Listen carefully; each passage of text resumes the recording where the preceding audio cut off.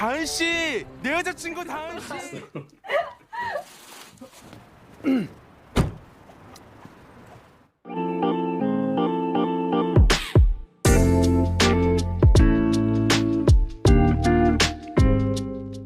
Hai para pecinta opa-opa dan uni-uni Korea, BTS, EXO, Big Bang, Blackpink, aespa, Secret Number, and or anything something. Bagaimana kabar kalian semua? Semoga baik-baik saja ya. Kembali lagi bersama gue di Movie Time 21. Jadi di video kali ini kita akan sedikit beristirahat dari genre horor dan misteri, beralih ke romansa supaya ada jeda dan gak bosen. Di kesempatan ini gue akan menceritakan alur film asal Korea Selatan yang dirilis pada tahun 2021, mengisahkan cinta segitiga dari pasangan manis Jang Hyuk dan Daeun yang hubungannya berubah menjadi masam dengan hadirnya wanita bernama Buyong, serta kesibukan lain yang mereka alami. Film ini secara realistis menangkap rasa manis dari awal hubungan asmara hingga bagaimana cinta kemudian berubah seiring berjalannya waktu dan mempengaruhi rusaknya hubungan mereka. Sesuai dengan ceritanya, film ini berjudul Sweet and Sour yang artinya manis dan asam. Mungkin kalian pikir ini film bakal kayak biasa aja seperti kisah-kisah cinta segitiga pada umumnya. No, enggak. Aku yakin kalian bakal kaget dengan ending filmnya yang bener-bener plot twist banget. Oke, gak usah banyak cincong, mari kita langsung saja ke pembahasannya. Jangan lupa pasangin saya di telinga, ambil posisi rebahan paling manteliti. Selamat menonton, enjoy!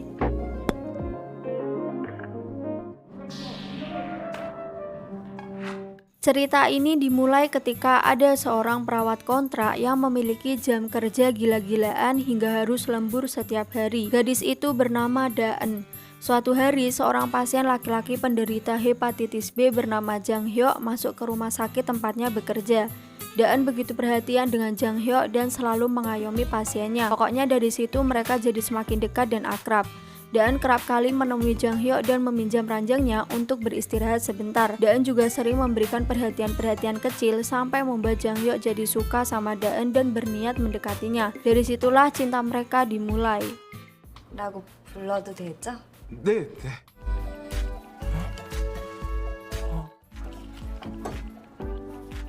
Namun saat hubungan mereka semakin dekat, Jang Hyuk dinyatakan sembuh dan diperbolehkan pulang.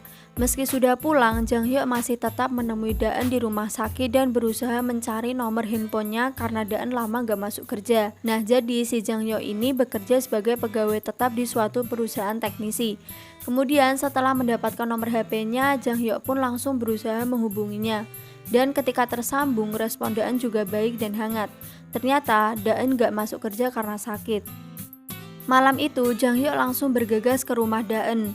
Dari situ pun mereka memutuskan berpacaran. Jang Hyuk jadi sering jemput Daeun sepulang kerja, kencan, apel ke rumah sakit, mampir ke rumah Daeun dan beresin rumahnya. Misalnya buang sampah dan lain-lain. Suatu hari, Daeun punya tiket liburan ke Jeju. Ia pun mengajak Jang Hyuk untuk ikut. Bahkan Daeun membelikan sepatu untuk Jang Hyuk agar bisa kembaran dengannya. Jang Hyuk pun berniat untuk menguruskan badan agar lebih pantas bersanding dengan Daeun.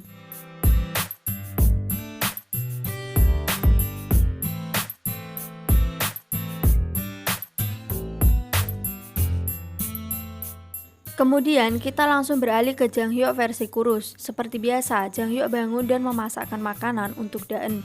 Kemudian berangkat kerja. Kenapa sih orang Korea tuh kalau pacaran tinggalnya serumah, gak digerebek sama tetangga apa bung? Nah, si Jang Hyuk ini bekerja sebagai pegawai tetap di sebuah perusahaan kecil yang berada di Incheon. Namun suatu ketika dia harus dipindahkan ke perusahaan besar di Seoul untuk mengerjakan suatu proyek. Sebenarnya Jang Hyuk gak mau, namun karena itu adalah kesempatan besar, otomatis gajinya gede lah kalau kerja di perusahaan besar. Dia akhirnya mengiyakan kesempatan itu. Dari situ ia membicarakan kepindahannya pada Daeun. Namun respon Daeun agak sedih gimana gitu, karena setelahnya mereka bakalan LDR. Seperti biasa, Jang Hyuk juga sering menjemput Daeun sepulang kerja dan kerap kali mampir ke rumah sakit. Selain itu, Jang Hyuk juga membelikannya cincin couple. Orang Korea biasanya kalau pacaran emang gitu, keduanya bakal pakai cincin. Nah, itu menandakan kalau mereka berarti sudah punya pacar. Jang Hyuk meyakinkan pada Daeun kalau dia akan pulang setiap hari untuk menemuinya, jadi jangan khawatir. Hari pertama Jang Hyuk bekerja, suasana jalan sangat padat dan ramai plus macet. Singkat cerita, sampailah ia di perusahaan Seoul dan langsung bergabung ke tim proyek dari desain konstruksi. Dan di sana, Jang Hyuk juga bertemu dengan sesama pegawai kontrak bernama Han Buyong. Cewek ini orangnya cuek banget, ketus jutek gitu.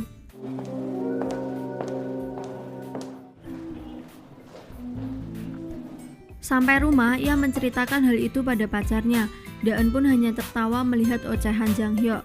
Esoknya Jang Hyuk kembali bekerja, namun lagi-lagi Buyong dan Jang Hyuk berdebat karena masalah kecil. Dan Jang Hyuk sampai rumah menceritakan hal itu lagi pada pacarnya. Dan Daen kaget, ternyata yang membuat pacarnya kesal adalah wanita. Dia pikir dulu rekannya adalah laki-laki. Dari situ Jang Hyuk mulai jarang mendengarkan curhatan Daen, padahal Daen pengen pergi ke Pulau Jeju. Esoknya saat kembali bekerja, Jang Hyuk dan Buyong kembali berdebat dan saingan untuk menyelesaikan proyek supaya mereka bisa diangkat sebagai pegawai tetap. Hari-hari mereka berdua sering sekali berdebat, berantem, saingan. Semakin hari semakin sibuk. Daen meminta pacarnya untuk datang sepekan sekali saja karena harus bolak-balik Seoul ke Incheon juga akan memakan waktu ditambah macet juga. Dari situ komunikasi mereka berdua semakin berantakan. Chat jam berapa dibalas jam berapa, chat hari apa dibalas hari apa. Sementara Jang Hyuk di tempat kerja semakin sering kerja lembur bareng Buyong dan berhasil menyelesaikan proyek pertama dengan baik. Jadi keduanya semakin akrab dan Jang Hyuk kerap kali memberi perhatian padanya. Karena kerjaan mereka bagus, kemudian kepala bos memberikannya proyek lanjutan untuk dikerjakan. Mereka berdua kembali lembur berdua untuk menyelesaikan proyek itu. Dan kini Buyong tak lagi cuek kepada Jang Hyuk karena mereka berdua saling bekerja sama. Jang Hyuk semakin sibuk sampai tak bisa pulang menemui pacarnya di Incheon, padahal seharusnya setiap pekan mereka bertemu. Sementara Jang Hyuk di tempat kerja semakin akrab dengan Buyong dan kerap kali makan berdua, lembur hanya berdua, sering bercanda juga dan ngobrol bareng. Seiring berjalannya waktu, Jang Hyuk semakin dekat dengan Buyong, sementara dengan pacarnya Daen komunikasi mereka tambah gak karu-karuan dan jarang bertemu. Daen semakin khawatir karena jarang bertemu pacarnya ditambah rekan kerjanya cewek. Mereka juga sering kali lembur hanya berdua. Di sisi lain, Pak Primak Comblan semakin sering mematikan lampu di sela-sela Jang Hyuk dan Buyong bekerja, supaya mereka berdua semakin dekat dan akrab. Pak tua ini aneh sekali deh dari awal. Semakin hari kerja mereka semakin bagus dan dipuji oleh bos besar karena usaha keras mereka.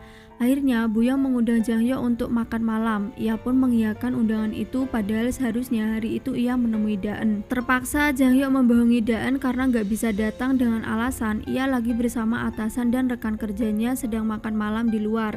Sementara proyeknya juga belum selesai. Padahal Jang Hyuk hanya berdua dengan Buyong. Lagi-lagi Jang Hyuk tidak bisa pulang padahal Daen ingin membicarakan sesuatu. Esok harinya saat lembur berdua lagi, Buyong sedikit menggoda Jang Hyuk namun ia langsung sadar dengan Daen dan berlari pulang menemuinya. Sampai rumah, Daen dan Jang Hyuk sedikit bertengkar karena Jang Hyuk selalu teledor. Mereka sama-sama lelah dengan hari-hari mereka yang sibuk. Kemudian Daen mengatakan kalau dia telah datang bulan. Ternyata setelah dicek ke dokter, Daen sedang hamil 4 pekan. Karena hal itu, Jang Hyuk jadi semakin tidak fokus bekerja dan kualitas kerjaannya semakin menurun beberapa hari terakhir. Mendengar kalau Daen hamil, Jang Hyuk sering menemuinya dan mengantarnya cek ke dokter. Selain itu, ia juga mengambil cuti beberapa hari untuk menemaninya meskipun agak terpaksa. Dari situ, Jang Hyuk PP dari Seoul ke Incheon setiap hari, cukup melelahkan apalagi jalanan selalu macet. Bahkan sedikit demi sedikit perlakuan Jang Hyuk kepada Daen semakin ketus dan cuek. Mungkin karena dia terlalu lelah, soalnya tiap hari harus bolak-balik dari Seoul ke Incheon. Dia juga sering telat berangkat kerja dan sering tertidur di kantor juga. 너무 곤히 자고 있길래 깨우기가. 나 지각하면 큰일 난다고. 죄송합니다. 장혁 씨. Buyong yang melihat Pak Jang seperti itu semakin perhatian dan risih. Ia pun memintanya untuk bekerja lembur saja, tidak usah pulang dan bolak-balik. Pak Jang menyetujuinya dan mereka juga sempat nongkrong berdua sepulang kerja. Sampai pada suatu hari, Daen dan Jang Hyuk mempunyai janji temu. Mereka bertemu di suatu pasar malam atau apalah itu nggak tahu. Namun Jang Hyuk tak menampakkan wajah yang gembira atau senang. Dia sangat cuek dan dingin serta ingin cepat-cepat pulang. Ia pun juga banyak mengeluh seperti nggak ikhlas bertemu dengan Daen. Karena Daen merasa Jang Hyuk sangat malas dan menyebalkan, mereka pun bertengkar. Sampai Jang Hyuk tak sengaja memanggil nama Daen dengan Buyongku yang cantik. Mendengar hal itu, Daen semakin marah dan hanya diam di sepanjang perjalanan. Berulang kali Jang Hyuk berusaha mengalihkan pembicaraan sampai mereka pun semakin bertengkar. Jang Hyuk menemuinya bukan karena rindu, namun karena kasihan. Hal itu membuat Daen semakin terpukul. Keduanya sama-sama kesal, marah, dan memutuskan pulang saja. Hari terus berlalu sampai suatu ketika Daen mengembalikan cincin itu pada Jang Hyuk. Hal itu menandakan kalau mereka pun putus dan mengakhiri hubungan. Dan pada malam harinya saat bekerja lembur, Jang Hyuk dan Buyong pun "Dahlah, capek aku cut." Mereka berdua semakin sering bersama, makan, tidur, jalan-jalan. Namun di sisi lain, Jang Hyuk masih memikirkan Daen, bahkan terus terngiang-ngiang dengan tiket Jeju yang pernah mereka pesan beberapa hari yang lalu. Tiketnya masih ada, hubungannya sudah berakhir. Singkat cerita, akhirnya proyek besar yang mereka kerjakan selesai dan berhasil. Namun dari semua kerja keras dan usaha yang mereka lakukan, ternyata mereka berdua tak diangkat jadi pegawai tetap. Jadi cuma dimanfaatkan kemampuannya, begitu selesai dibuang. Malam harinya, Buyong dan Jang Hyuk pergi ke pesta perayaan akhir. Namun Jang Hyuk sangat galau karena memikirkan Daen. Sampai ia pun akhirnya memutuskan menyusulnya ke Incheon setelah melihat statusnya berubah liburan ke Jeju pada musim Natal. Ia bergegas mengambil cincin dan langsung pergi ke bandara. Sesampainya di bandara, Jang Hyuk langsung bisa menemui Daen dan berlari padanya. Namun di tengah jalan, ia tertabrak oleh pria gendut di awal film. Stop, kalian sampai sini paham tidak?